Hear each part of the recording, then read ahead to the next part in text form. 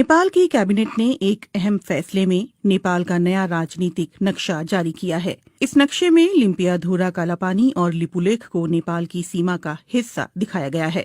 नेपाल की कैबिनेट ने इसे अपना जायज दावा करार देते हुए कहा कि महाकाली यानी शारदा नदी का स्रोत दरअसल लिम्पियाधुरा ही है, जो फिलहाल भारत के उत्तराखंड का हिस्सा है।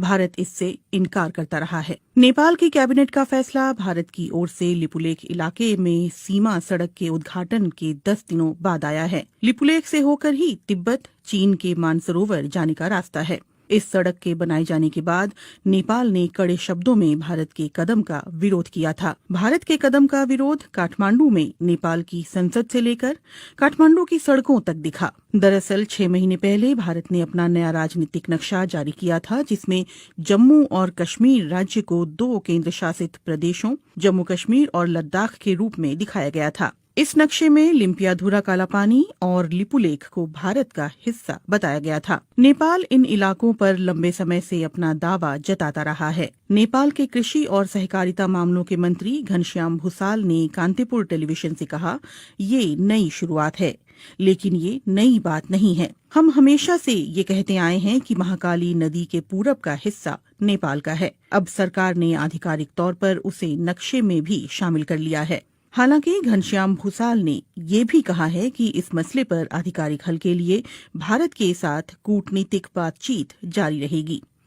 माना जा रहा है कि दोनों देशों के बीच विदेश सचिव स्तर की बातचीत कोविड-19 संकट के खत्म होने के बाद हो सकती है। सोमवार को हुए नेपाली कैबिनेट के फैसले के बाद माना जा रहा है कि नेपाल की सरकार अपने अधिकारियों और स्थानीय निकायों को सरकारी दफ्तरों में इस नए नक्शे के इस्तेमाल के लिए कहेगी। इस नक्शे को शैक्षणिक संस्थानों में भी पढ़ाया जाएगा और दूसरे साझेदारों के साथ शेयर किया जाएगा। कालापानी और गुंजी के रास्ते लिपुलेख तक नई सड़क के उद्घाटन के भारत के एक तरफा फैसले के बाद नेपाल ने कालापानी और लिपुलेख क्षेत्रों पर अपने पुराने दावों को फिर दोहराया और काठमांडू में भारत के राजदूत और भारतीय विदेश मंत्रालय को नेपाल की चिंताओं से अवगत कराया था। इससे पहले नेपाल ने कहा था कि भारत ने जिस सड़क का निर्माण उसकी जमीन पर किया है, वो जमीन भारत को लीज पर तो दी जा सकती है, लेकिन उस पर दावा नहीं छोड़ा जा सकता।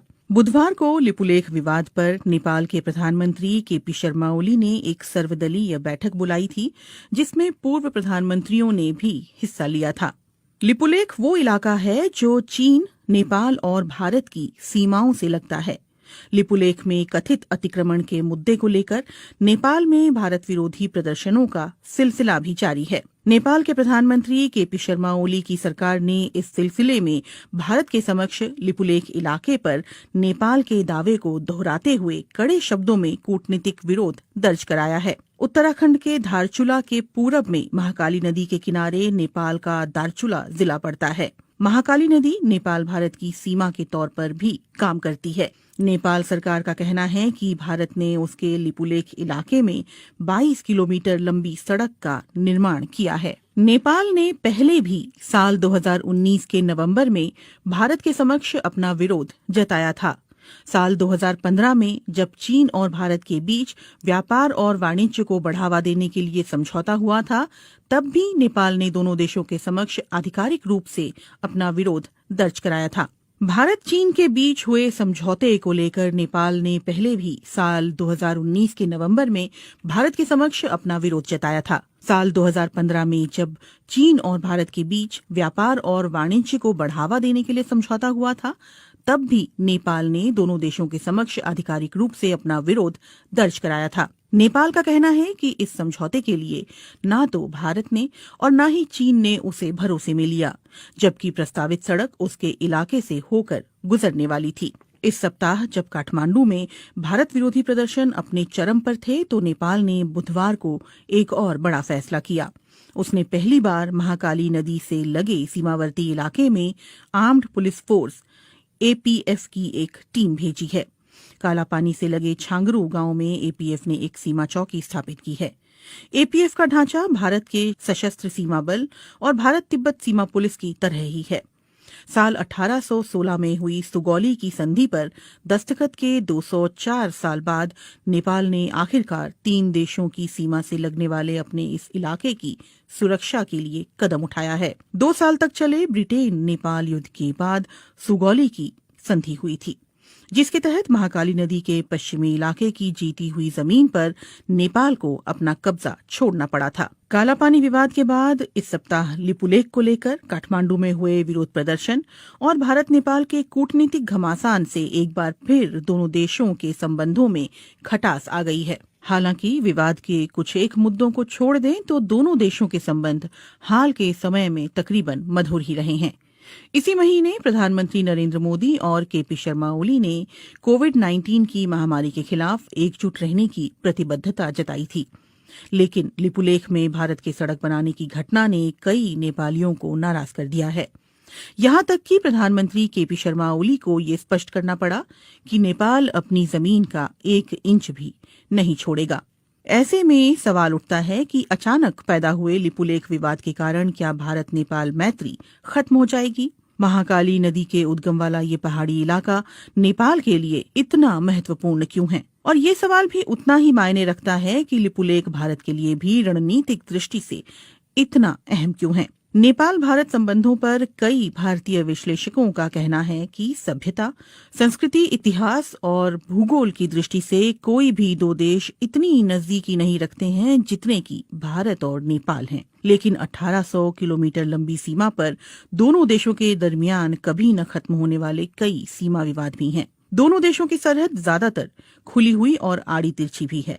हालांकि अब सीमा पर चौकसी के लिए सुरक्षा बलों की तैनाती बढ़ी है।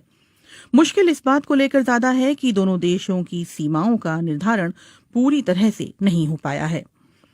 महाकाली यानी शारदा और गंडक यानी नारायणी जैसी नदियां दोनों इलाकों में सीमांकन तय करती हैं। वहां मॉनसून के दिनों में आने वाली बाढ़ से तस्वीर बदल जाती है। नदियों का रुख भी साल दर साल बदलता रहता है।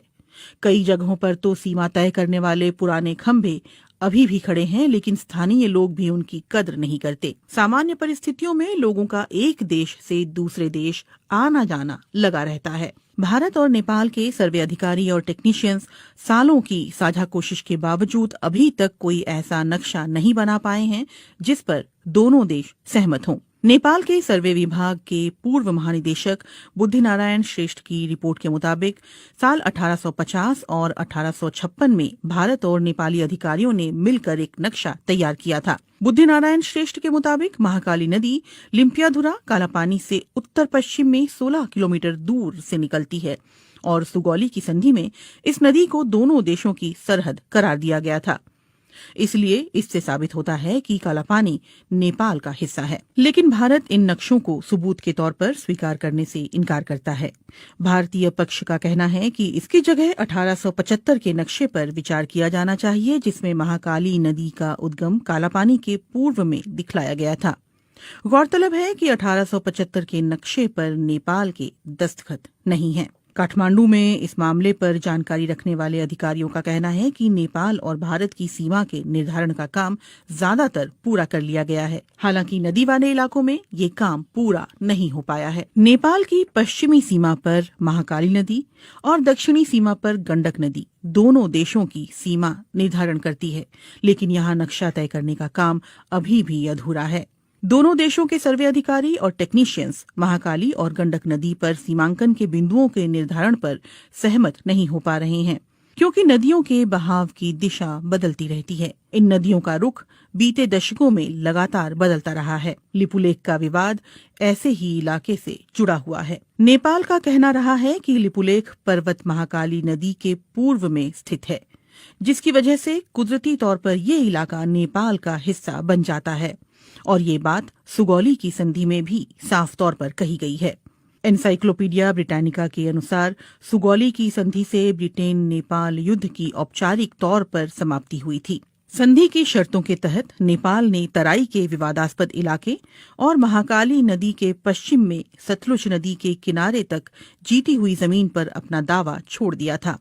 अगर सुगौली की संधि ये स्पष्ट रूप से कहती है कि महाकाली नदी का पूर्व का इलाका नेपाल का है, तो फिर समस्या कहाँ है? नेपाली इतिहासकारों और सर्वे अधिकारियों का कहना है कि दोनों देशों के बीच गलतफहमी इस बात को लेकर है कि महाकाली नदी का उद्गम स्थल कहाँ है और विवाद की जड़ यही है। इसीलिए सवाल उठता है कि महाकाली नदी कहाँ से निकलती है, लिम्पियाधुरा की पहाड़ियों से या फिर लिपुलेख से। गुंजी गांव के पास जहां लिपुलेख जाने वाली सीमा सड़क बीते शुक्रवार खोली गई थी, वहां दो छोटी नदियां आकर मिलती है। एक धारा दक्षिण पूर्व के लिम्पियाधुरा की पहाड़ियों से निकलकर आती है, तो दूसरी धारा दक्षिण में लिपुलेख से आती है। नेपाल के विशेषज्ञ और अधिकारियों का कहना है कि महाकाली नदी लिम्पियाधुरा से निकलकर उत्तर पश्चिम में भारत के उत्तराखंड की ओर बढ़ती है, लेकिन इसके ठीक उलट भारतीय पक्ष का कहना है कि महाकाली नदी का रुख नेपाल की ओर उत्तर पूर्व में है। उनका कहना है कि लिपुलेख से निकलने वाली जलधारा ही दरअसल महाकाली नदी का स्रोत है और इसी से दोनों पड़ोसी देशों की सीमाओं का निर्धारण होता है।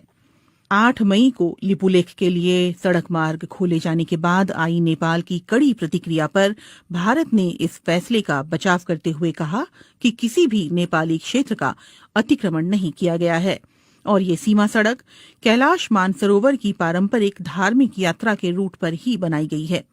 लेकिन नेपाली इतिहासकारों, अधिकारियों और जहां से भारत ने 8 मई को लिपुलेख जाने वाली सड़क का रास्ता खोला है, यानी गुंजी गांव के लोगों का ये कहना है कि नेपाली पक्ष के पास इस बात को लेकर पर्याप्त सबूत हैं कि सुगौली की संधि के अनुसार लिपुलेख और उस इलाके के कई गांव नेपाली क्षेत्र में आते हैं। विवाद दूसरे इलाकों को लेकर भी है। नेपाल की सरकार लगातार इस बात पर जोर देती रही है कि लिपुलेख और गुंजी गांव के अलावा भारत ने महाकाली नदी के उत्तर में उससे लगे कई इलाकों पर भी अपना कब्जा कर रखा है, जिसमें कालापानी भी शामिल है। कालापानी में भारत चीन युद्ध के दौरान 1950 में आईटीबीपी ने अपनी चौकी स्थापित की थी। इसके अलावा सुदूर पश्चिम में स्थित लिम्पियाधुरा को लेकर भी दोनों देशों के बीच विवाद है। वहीं नेपाल की राष्ट्रीय राजनीति में 3 दशक से भी ज्यादा समय से महाकाली कालापानी का मुद्दा उठता रहा है। नेपाल के सर्वे विभाग के अधिकारियों का कहना है कि लिपुलेख और कालापानी हिमालय क्षेत्र के सुदूर इलाके हैं जहां पहुंचना बहुत मुश्किल है और वहां कोई इंसानी आबादी नहीं रहती। यही वजह है कि नेपाल ने वहां सीमा सुरक्षा चौकी स्थापित नहीं की। अधिकारी ये भी कहते हैं कि सुगौली की संधि के अलावा नेपाल के पास और भी सबूत हैं, जिनमें संधि पर दस्तखत से पहले ब्रितानी अधिकारियों को लिखी चिट्ठी और उस दौर के दस्तावेज शामिल हैं। नेपाल कालापानी और गुंजी के स्थानीय लोगों की मालगुजारी रसीद और नेपाली मतदाता होने का पहचान पत्र भी सबूत के तौर पर दिखा रहा है। इसके अलावा साल 1908 में मानसरोवर की यात्रा करने वाले भारतीय संत योगी भगवान श्रीहंस और 30 और 40 के दशक में वहां जाने वाले स्वामी प्रणवानंद ने भी अपने यात्रा संस्मरणों में लिपुलेख के दक्षिण में छांगरू गांव में नेपाली सुरक्षा कर्मियों की मौजूदगी के बारे में विस्तार से लिखा है। कई नेपाली अधिकारियों और पत्रकारों ने बीते दशकों में कालापानी की यात्रा के बाद वहां के स्थानीय लोगों के पास मौजूद उनके नेपाली दस्तावेज इकट्ठा किए हैं। इनमें लिपुलेख से लगे गुंजी गांव और कालापानी के आसपास के गांव भी शामिल हैं। भारत नेपाल के दावे को खारिज करता रहा है। काठमांडू में भारतीय दूतावास और उसके विदेश मंत्रालय ने अपनी तरफ से माहौल शांत करने की कोशिश करते हुए कहा है कि दोनों देशों के विदेश सचिव स्तर की वार्ता में इन मुद्दों पर बात की जाएगी। नेपाल में संसद से सड़क तक भारत विरोधी नारे गूंज रहे हैं और इसके बावजूद कालापानी और लिपुलेख को लेकर दोनों देशों के बीच छिड़ा विवाद सुलझता हुआ नहीं दिख रहा। नेपाल की कैबिनेट